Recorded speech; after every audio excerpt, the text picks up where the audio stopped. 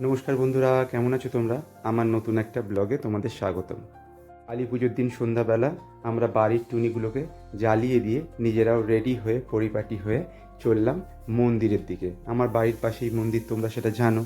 আর আমাদের মন্দিরেই মা কালীর পুজো হয়। এটা কালী মন্দির।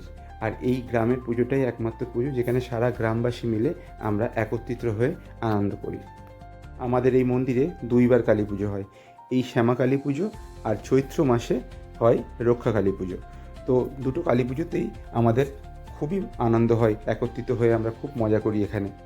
আমরা গিয়ে দেখলাম মন্দিরে গোছগাছ কমপ্লিট হয়ে গেছে, কিন্তু তখনও পুজো শুরু হয়নি, তাই কিছুক্ষণ বসলাম। তখনই বাজনাটা বাজছিল। এবারে নতুন বাঁশির ব্যবস্থা করা হয়েছিল, বাঁশি বাজাচ্ছিল একজন। আদির দেখে খুব ভালো লাগছিল। পুজো শুরু হতেই আমরা আবার বাড়ির দিকে চলে এলাম, কারণ আমাদের একটা নিয়ম আছে, পুজো শুরু হওয়ার সাথে সাথে আমরা বাড়িতে এসে বাতি জ্বালাবো। তাই সেই বাতি আমরা জ্বালানো শুরু করে দিলাম, আমি আর ডোনা মিলে। ওদিকে আদি ছোটাছুটি উঠানের মধ্যে এদিক ওদিক করতে শুরু করলো। যতই টুনি জ্বালায় না কেন, বাতির একটা ঐতিহ্যই আলাদা। বাতি কিংবা প্রদীপ বাড়িটাকে এত সুন্দর করে তোলে, বলে বোঝানো যাবে না।